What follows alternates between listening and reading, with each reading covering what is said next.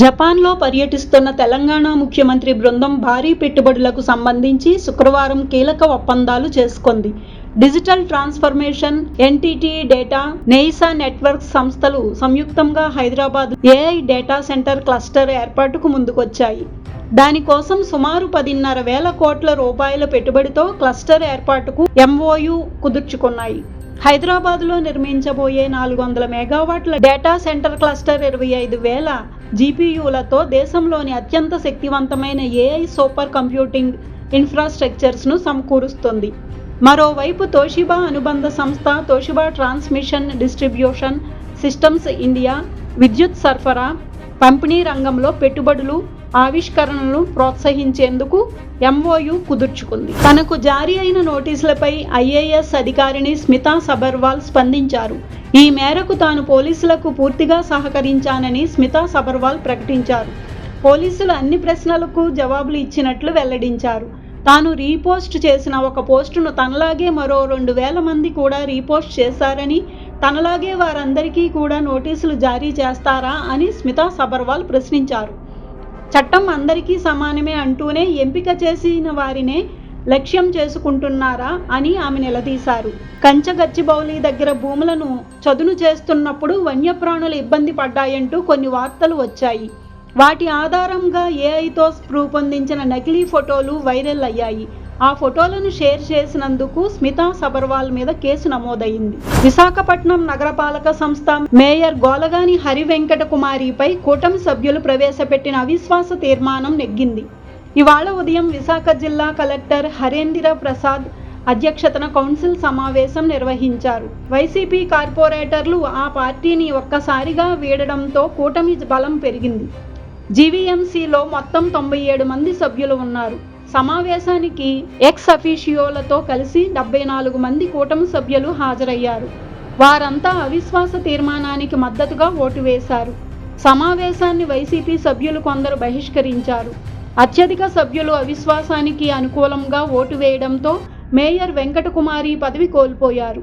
దాంతో కూటమి నేతలు సంబరాల్లో మునిగిపోయారు. బాణాసంచా కాల్చి మిఠాయిలు పంచుకున్నారు. కూటమి సభ్యులు త్వరలోనే కొత్త మేయర్ను ఎన్నుకుంటారు. వైఎస్ఆర్సీపీ హయాంలో మద్యం కుంభకోణం ఆరోపణల మీద విచారణకు పార్టీ ఎంపీ మిథున్ రెడ్డి హాజరయ్యారు. జగన్ గద్దె మీద ఉన్నప్పుడు జరిగిన 1,000 కోట్ల విలువైన మద్యం కుంభకోణంలో భారీగా అనుచిత లబ్ధి పొందిన కంపెనీల్లో ఆదాన్ డిస్టిలరీస్ సంస్థ ఒకటి. ఆ సంస్థ వెనుక రాజ్ కసిరెడ్డితో పాటు మిథున్ రెడ్డి కూడా ఉన్నారని విజయసాయిరెడ్డి స్పష్టం చేశారు. ఆయన ఇచ్చిన వాంగ్మూలం మేరకై మిథున్ రెడ్డిని ప్రశ్నించే అవకాశం ఉంది. ఐఐటీ జేఈఈ మెయిన్స్ పరీక్షలో తెలుగు విద్యార్థులు ఘన విజయాలు సొంతం చేసుకున్నారు. హైదరాబాద్కు చెందిన 2 విద్యార్థులు జాతీయ స్థాయిలో మొదటి ర్యాంక్ సాధించారు. 300కు గాను పూర్తి మార్కులు సాధించిన బనిబ్రత మాగి, అజయ్ రెడ్డి వంగల ఇద్దరికీ మొదటి ర్యాంకు దక్కింది. ఈసారి వయస్సు కొలమానాన్ని తీసివేసినందున ఒకే మార్కులు వచ్చిన వారికే ఒకే ర్యాంకు కేటాయించారు. జేఈఈ మెయిన్స్ ఫైనల్కి శుక్రవారం మధ్యాహ్నం విడుదల చేసిన నేషనల్ టెస్టింగ్ ఏజెన్సీ అదే రోజు అర్ధరాత్రి ర్యాంకులు విడుదల చేసింది. దేశవ్యాప్తంగా మొత్తం 24 మందికి 100% వచ్చింది. వారిలో తెలంగాణ నుంచి 3, ఆంధ్ర నుంచి 1 ఉన్నారు. తిరుమల గోశాలలో గత ప్రభుత్వం హయాంలో డైరెక్ట్గా పనిచేసిన హరినాథరెడ్డి మీద ఖచ్చితంగా చర్యలు తీసుకుంటామని టీటీడీ చైర్మన్ బిఆర్ నాయుడు చెప్పారు.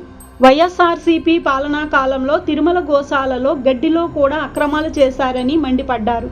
గోశాలలోని ఆవులను ఒంగోలు తరలించి అక్కడ అమ్మేసుకొని కమిషన్లు కొట్టేశారని ఆరోపించారు.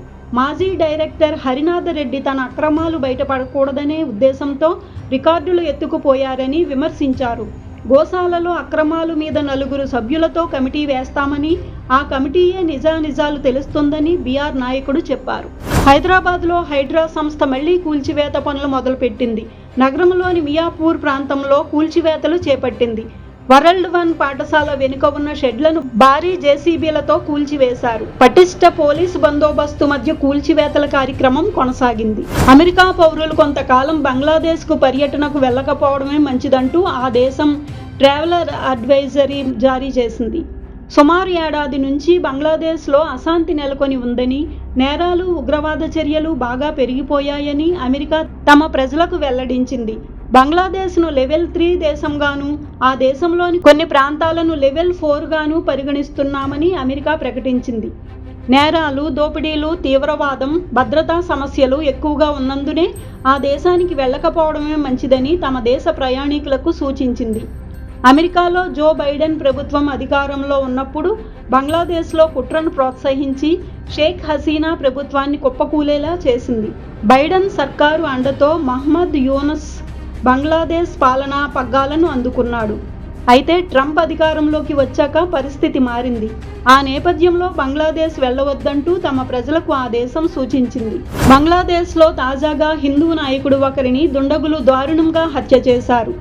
దినాజ్పూర్ ప్రాంతానికి చెందిన బబేష్ చంద్రరాయ్ అనే హిందూ నాయకుడిని గుర్తు తెలియని 4 వ్యక్తులు గురువారం సాయంత్రం బలవంతంగా ఇంటి నుంచి తీసుకువెళ్లారు. బబేష్ ఎంతకీ తిరిగి రాకపోవడంతో కుటుంబ సభ్యులు పోలీసులకు ఫిర్యాదు చేశారు. దాంతో పోలీసులు బబేష్ గురించి గాలింపు చర్యలు చేపట్టారు. వారికి నరబరి అనే గ్రామంలో బబేష్ తీవ్ర గాయాలు పాలైన పరిస్థితిలో కొన ఊపిరితో కనిపించారు.